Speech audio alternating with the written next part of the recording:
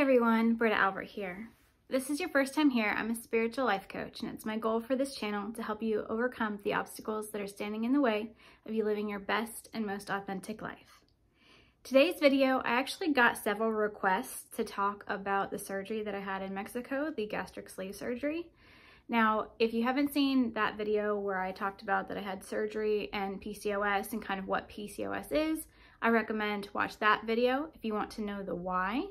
In this video, I'm going to be talking about what happened, what transpired, how I overcame some of my fears, and opportunities for growth that I've had along the way so far.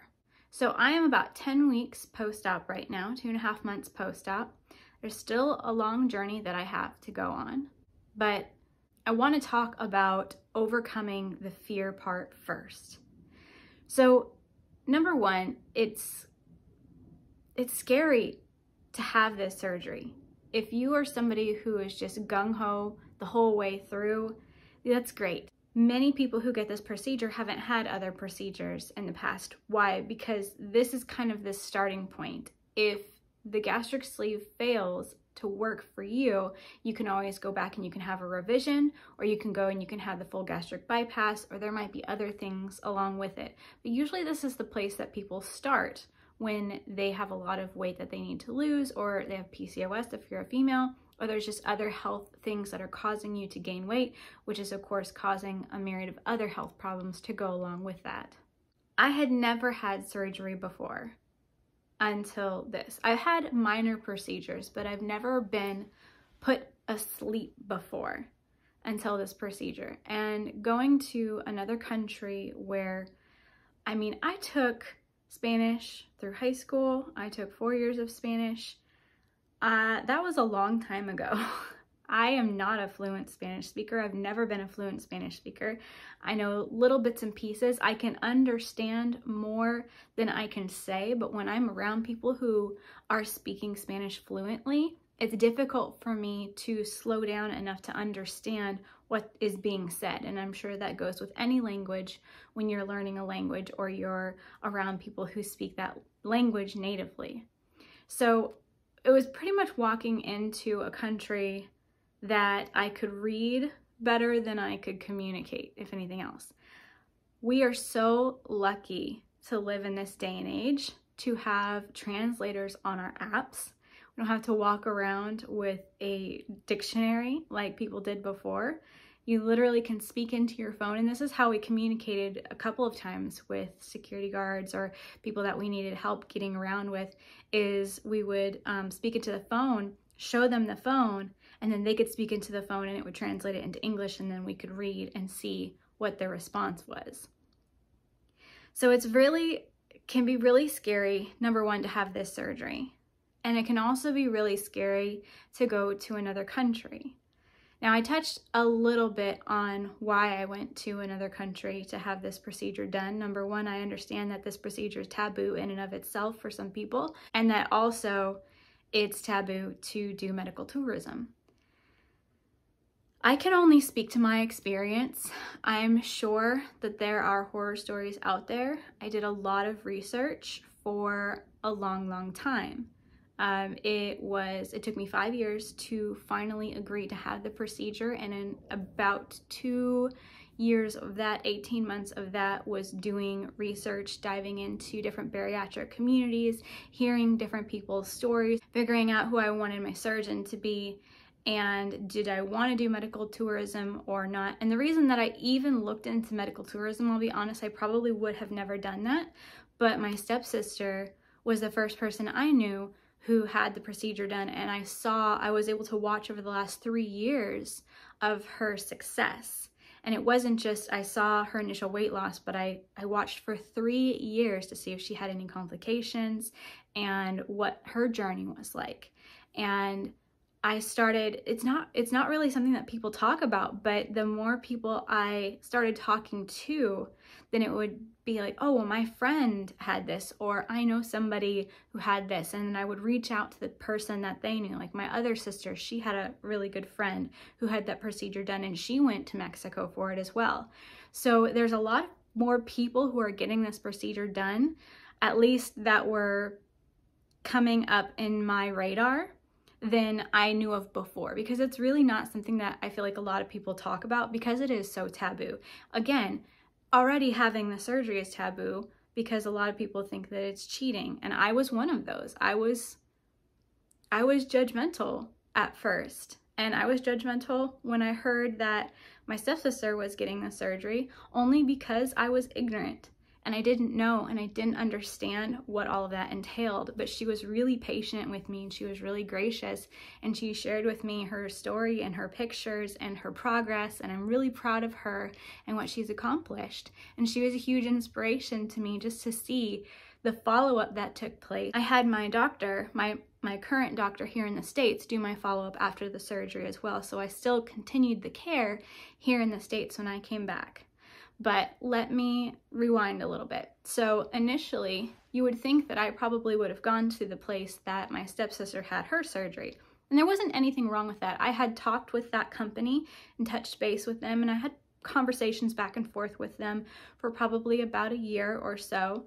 I wasn't ready at that point to make that decision, and just continuing on with more and more research. Literally, it took me 5 years, guys, to get to this point to where I was finally able to allow myself to accept this. It was hard for me to make this decision. It was not something that I made overnight. If you have health issues as well, and weight is one of them, and you think about how would you feel if your life is the same today as it would be 5 years from now, how does that make you feel?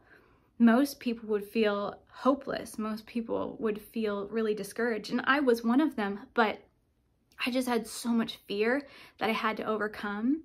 And it was during that time that I was going through my coach training program, and I was still working at the gym, and I wanted to lead by example. Again, all things that I discussed in my previous video, that I had a lot that was holding me hostage, and there was so much inner work that I still had yet to do. I hadn't even thought about my own healing journey. I'd been going on it, but I wasn't conscious of the fact that I was going on it. But all of these seeds were being planted, and all of this path was being laid out in front of me, and I just didn't see it because I had no idea what was coming or what was there. So it took me doing a lot of inner work, a lot of healing, a lot of going back to what are some of the reasons, aside from the medical, that I use food as a coping mechanism. So I know you guys have heard me talk about my program, the Fearless Life Formula, and that's what I do, is what I'm explaining to you right now, the process that I took myself through. That's what I teach. It's the exact process that I use to heal myself and continue to use, and I teach that to moms. So I have a fear of flying. If I could have driven to Mexico, I would have, but I'm getting ahead of myself again. I got distracted, sorry. How did I pick this place? So I went to the EOC, which is the Elias Ortiz and Company. How did I find out about Elias Ortiz? I was doing more research, like I said, and over the past maybe 2 years, year and a half, one of the people that I found is Erin with My Level 10 Life. And I actually went to the exact surgeon who she used, and Erin has built up an amazing bariatric community of people who support each other. And there's a lot of different bariatric communities out there, and if you're part of a bariatric community and you find that there's a lot of toxic people, I ended up leaving every single community except for her Facebook group, because they are so amazing and so supportive, and the most, I can't even tell you, I dream of creating a community and a space like this for people someday. Maybe not necessarily bariatric, but what she has done is just amazing, and I cannot sing her praises enough. So it was really because of that group, and not everybody in that group went to the same surgeon that she did. Just she did so much research, and then I did more research on top of that, and I was in contact with the EOC for at least a year before I went over there as well. It was hands down far better than anything I would have got here in the States. I used to work at a hospital locally, and when I had my daughter, all of my coworkers told me, don't be left alone. At any given point, you need to have somebody in your family here with you. We all worked at this hospital, okay? That's sad for people who work at that hospital to warn each other and say, make sure you're never left alone. I know that when you get that surgery here in the States, you're in the hospital for about a day and then they send you home. And it's not to say that if you have complications, you can't go back or you can't call your surgeon or something like that. But they kept me for about 5 days before I was released to come back to the States. There was a whole team of nurses that came and checked on me. It's like a medical hotel that I stayed at. And they would come to my room and they would check on me every single day, and they changed my bandages, and they taught me how to change my bandages so that way when I came home I knew how to care for my wounds. And when I got here back to the States, my nurse followed up with me, made sure that I was okay, made sure that I was back with my doctor. So that's the only reason I didn't go to the same surgeon that my stepsister went to. I know that she had an amazing experience. I just didn't go through the same company that she went through. I went through the EOC, and the reason I went through the EOC is because Erin did phenomenal research, and then I was able to pick up from the research that she already did. Getting back to the fears part of it, there was a lot to uncover, and this journey started well before ever finally allowing myself to decide to have this surgery, right? This started before I ever reached out to a surgeon. This started before I ever even looked up, well, I didn't look up Erin, I found Erin, but it started before I even started doing that. The healing process started when I went through my coach training program. If you are familiar with Veronica Cresto, and if not, look her up because she's amazing. But she is the founder of the Diamond Process Coach Training, which is where I got my certification through. And before you can become a coach through her program, you have to go through a first part of it, which is called self-mastery. Now, people can do self-mastery in and of itself and not do the coach training program, but if you're going to be a coach, you have to do self-mastery, and I am so grateful for that. That is the best thing that she could have done, because self-mastery takes you through what you're going to be taking your clients through. Can we just say life-changing? So what happened then? Even though it wasn't directly related to the fear of flying, it was not directly related to my body, it was not directly related to this experience that I had going to Mexico, having bariatric surgery, or having PCOS, or any of that, I learned and got the tools to start to heal myself, to go deeper, to do the inner child work, to have the courage to change my mind, have the courage to be honest with myself and say that there are just some things in life that I don't know, and how scary that was to not know. To face those fears and own those fears and allow space for those fears, that was life-changing. So it's not to say that I go through life completely, I know my program's called the Fearless Life Formula. It's not to say that I'm completely numb to fear and I'm fearless as in nothing phases me, but I learned how to become fearless in the face of what's going on, but more of how to sit with it, how to love myself, how to guide myself through it, because when there's less resistance, it doesn't last as long, right? You're allowed to just move on through it. It's very difficult when you are in the midst of something that is terror rather than just scared. And there is a big difference.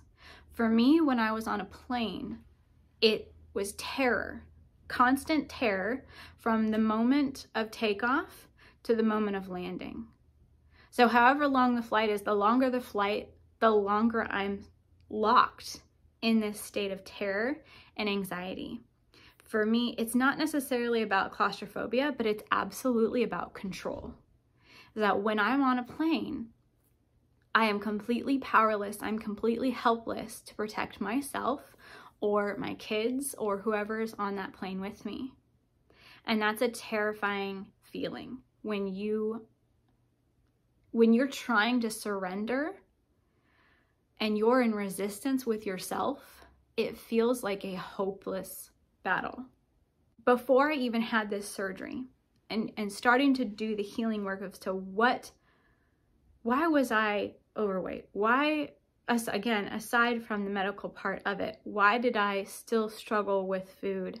And I was in denial, but I had a lot more denial than I realized that I did, even until after the surgery, when it was in my face and proven to me and I couldn't turn to food for comfort. Back then though, I started to heal things that happened in my life when I was thin. And I was talking to my husband before I got the surgery, and we had a lot of really in-depth conversations where I would share my fears with him. And I came to realize through working on myself and asking myself questions, and it's not just, well, why do I feel this way? Well, I don't know. Okay, well, I'm just broken and I'm stuck and I don't know what to do from here. No, I had to be honest with myself and have those real conversations with myself and say, why? Why am I scared to lose this weight? Why am I really scared to have this surgery? Am I afraid I'm going to die? No, not at all. Because to be honest, if there was a way to go, it would be during surgery. For me, not for everybody, but for me. Because you go to sleep and that's it. There's no pain, there's no fear. You're just asleep and you don't wake up. There are so many worse ways to go, like an airplane. For me, these are my phobias. This is my fear. This is what I'm working through. I would much rather pass away during surgery than pass away in an airplane crash, right? That's the way my mind works. So I ask myself, why am I afraid to have the surgery? Am I afraid of dying? No. Was I afraid of the pain? Yes. I had never had that kind of surgery before. I had no idea what it was going to feel like. I had no idea what it was going to be like to go under anesthesia. I didn't know if I was going to be scared. I had a lot of unknowns and what ifs. But I go deeper than that and say, okay, all of these surface things, why am I afraid? And I just continue to ask myself that question and go deeper and deeper and deeper until there's nothing left to answer. And the answer that I received finally, before there was nothing left to answer, was that realization that some of the worst things that ever happened to me in my life happened when I was thin. And this is not to be a victim in explaining this. This is just to share my process with you, because if I don't acknowledge this, even if I'm temporarily in victim mode, can I allow myself to be there? Can I be present with myself while I'm there? Because whether I acknowledge I'm there or not, it's something that's within me that I'm holding on to. And if I don't acknowledge that it's there, it's going to continue to persist. It's not going to go away and it can't heal. It has to be acknowledged. It has to be welcomed and it has to be loved. And it has to be allowed to exist. And it has to be felt in order to be released. So recognizing that there was this wounded part of me who was terrified that losing this weight meant that I was going to make poor decisions like I did when I was 17 or 18. I know, I'm 34. I'm not the same person that I was at 18. None of us are. I know that I don't make those kind of decisions anymore. I know that I am much more aware of the world and my surroundings, and I don't find myself in dangerous situations. I know how to say no to people now. I know how to have boundaries now, and I know how to enforce those boundaries now. All of these things I didn't have at 18, right? There are some things that are out of my control, like the death of my mom and my brother.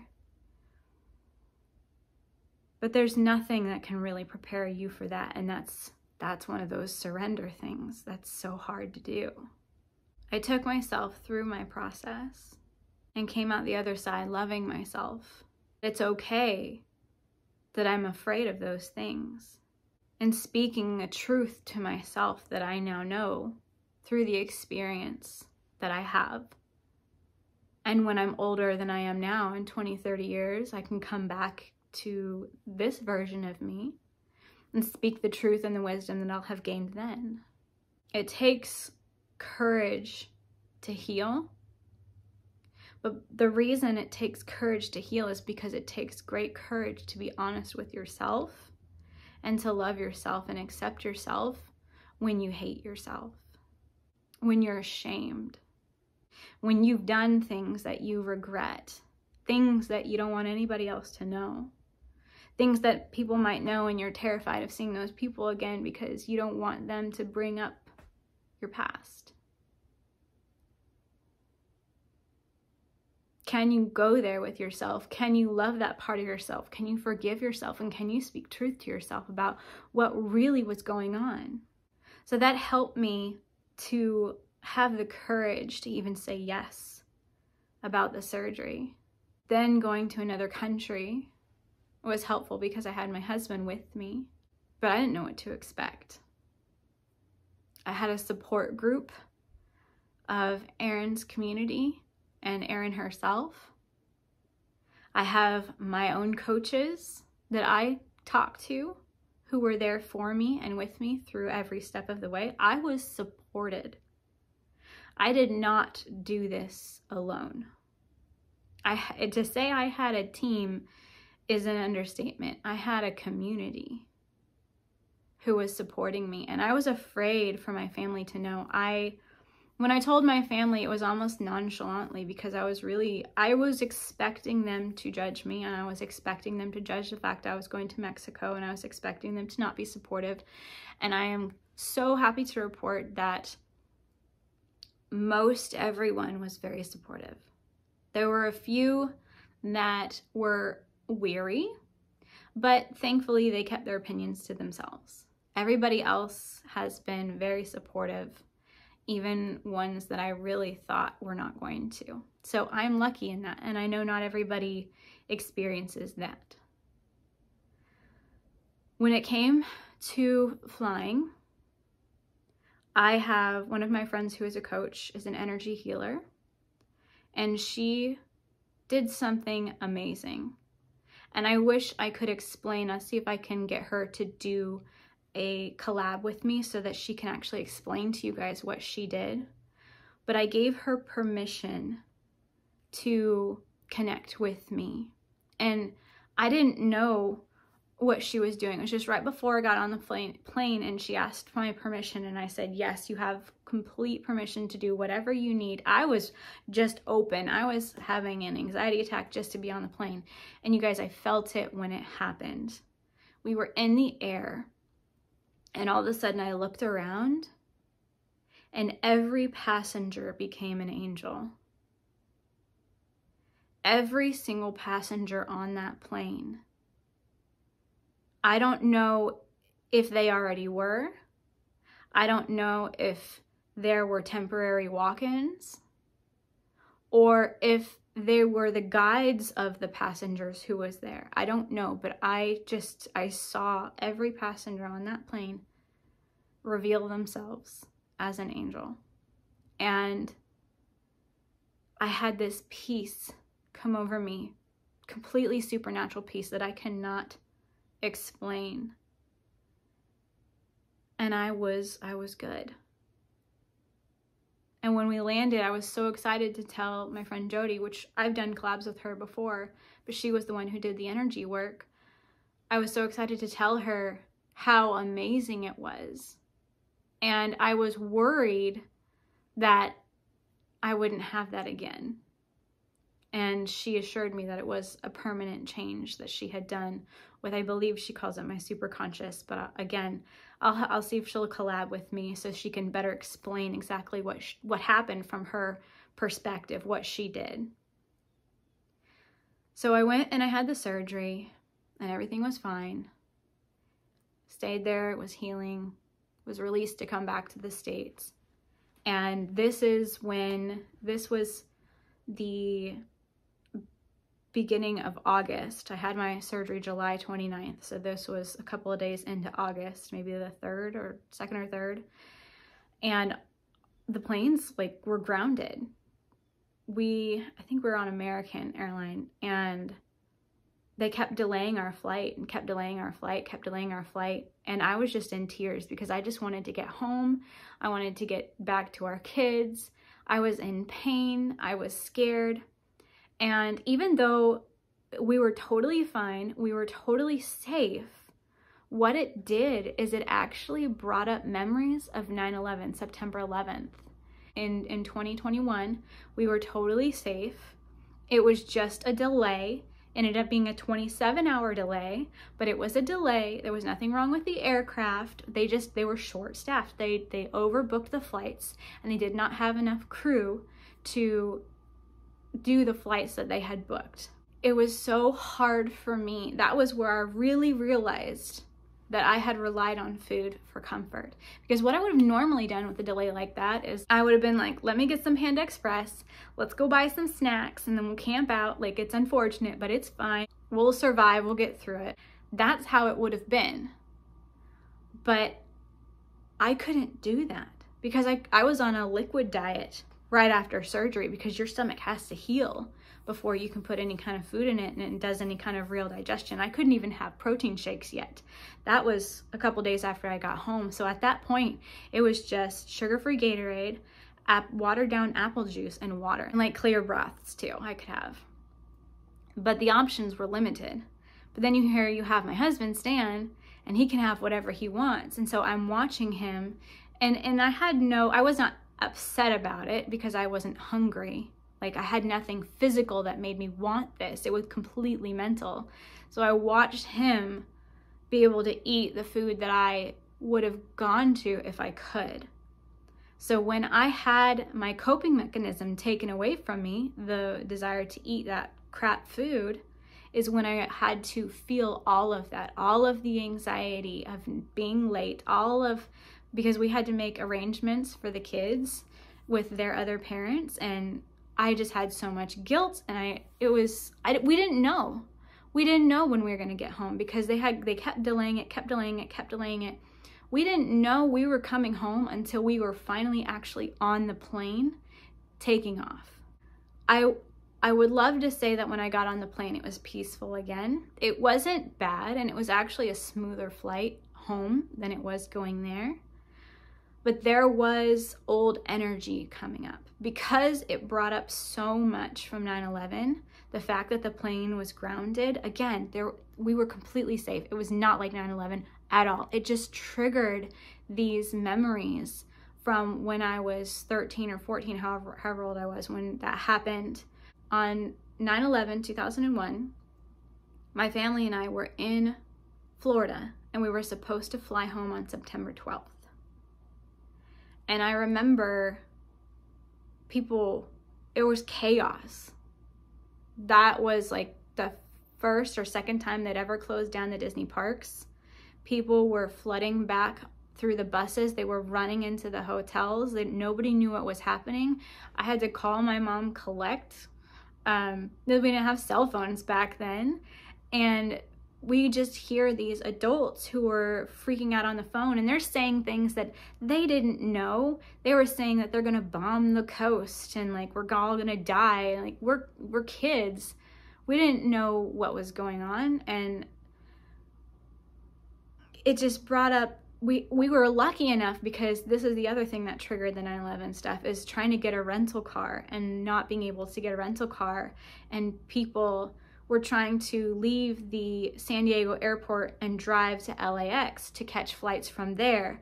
But it was hard to get a rental car because everybody's flight was delayed. There were hundreds of people who had been delayed. Some people had been there for 3 days at that airport, stranded, trying to get to their destination. And I just had so much flashbacks of 9/11 and what happened then.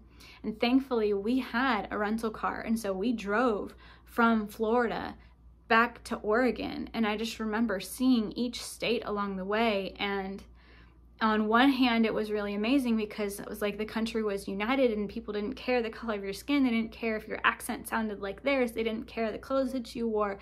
Everybody had everybody's back. But before that part of it, all the chaos and all the fear, that's what a lot of the passengers were experiencing through that 27-hour delay on either the 2nd or 3rd of August 2021, 20 years later, really trying to fly home from San Diego. And so when we finally got on the plane, I had old programming that was coming up to be felt. And again, I did not have my coping mechanism. I could not eat any comfort food or anything to fill that. I couldn't numb out in that way. All I had to do, or all I could do, is feel it. So I did cry a lot. I was emotional. I was exhausted. I was in pain. But those moments where I wasn't crying, when I was on the plane and I was scared, even though it was a safe flight, I was able to have these conversations with myself, and I was able to hold space for myself and say, it's okay to be scared. It's okay to feel this way. It's okay to be in this state. I love myself, and I surrender to this, and whatever my body needs to do, I allow you to do. Whatever it could do, I allowed it to do. If that means just curl up in a ball in the seat to the best of my ability, then that's what I would do. If that means kind of close myself and go within and not really talk to anybody, not really talk to my husband, then that's what I had to do. I just had to honor whatever my body needed in that moment in order to feel safe and to feel okay. I allowed the fear to exist without trying to push it away, without trying to shift out of it, without trying to bury it, that it was something that I was going through, and I wasn't just processing fear of flying. I was processing these really intense, traumatic moments from my childhood of fear, of the unknown. Being separated from my parents, feeling helpless. And when you're a kid, you don't know what control feels like. So you have to surrender. You don't have a choice. You go with the flow. And I see how all of this was so divine that it allowed me the opportunity immediately after surgery to have this healing, to go through this. Because if I would have had a fine trip home, I may not have realized the grip that food had on me had I not gone through a huge trigger that made me want it. Because it was completely mental. My body was not hungry at all. There were no cravings physically. And that really showed me how much work there still is to do. But because of everything that I went through before, which is exactly what I teach in the Fearless Life formula, how to go through this. And I know I can't teach you guys the Fearless Life formula in a video, because this video is already pretty long. It takes 12 weeks, and the 12 weeks is already 12 months worth of work that is condensed into 12 weeks. There's no way, like, your brain would explode if we went through all of it right now. So this isn't really taking you through the process, more of you get to see how the process worked. So I was able to get through that flight home.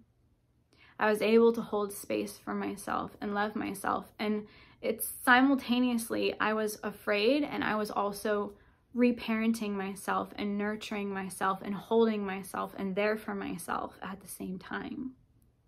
Because I accepted the fact that I was afraid. I accepted the fact that there was a lot going on to my body. My body was healing from an intense trauma. Any surgical procedure is a physical trauma. And I didn't try to shift out of it, but merely just held myself and allowed it to be until I could get home and away from the environment, away from the experience. Then I could go in deeper and I could heal that. Because you can't heal it when you're in it. But I can now be in it and be present with myself and allow it to be, to prevent a deeper trauma that's going to require more time to heal, if that makes sense. It's easier to heal when there's less resistance. The more resistance, the deeper that gets rooted, the longer it takes to heal that. So, of course, when I came home, you guys know the rest of the story because you saw that other video. And I promise you that gave me ample time to go through all of that. And there's more that's come up from it. And there's more that's come up since having COVID. And there's more that's come up since getting back to work and making videos again and talking about my program and talking about my coaching. These are things where that's the whole point of this, is to be there for you guys, to give you this free content, and then also give you more if you want more. If you want to work with me one-on-one for the coaching, or if you want to be part of the program, that's what this is for. But believe it or not, it's actually taken courage for me to even talk about that stuff on these videos. So it's still a work in progress, but I wanted to share that story, not just where did I get the surgery done and how did that come about, but a big picture of the whole journey, instead of just I feel like the last video again was explaining PCOS, why did I have the surgery? This is the how. How did it come about? How did I make that decision? How did I overcome the fear? How did I move through the fear? How did I work with the fear in order to get to where I am now? So I'll keep you guys posted as this journey continues, but I know that there were several requests for this. Down below, if you're interested in the EOC, I'll go ahead and post their website. I highly recommend Dr. Elias Ortiz, is who I actually had the surgery with. There's lots of doctors, surgeons that are at that facility, but Dr. Ortiz did my surgery. I'm going to link down to Erin's channel, My Level 10 Life, because she is amazing and her resources really helped me out a lot. But I'm also going to put into the description a link for my calendar where you can schedule a session with me. If you want to work through some of this stuff, or if you resonated with this video, down below, if you've never had a call with me, you get a free 30-minute definition session where we really get clear and define what the next steps are for you on your journey, whether that's with me, with somebody else, or what steps you need to take on your own if you want to do this journey on your own. I love you guys so much. Thank you for hanging out with this very long video. If you have any questions of anything I didn't cover, please put them down below. I just kind of made a general video about my experience, but if you have specific questions, I can always make another video answering your questions. Love you guys. I hope you have a great day. I'll see you next time.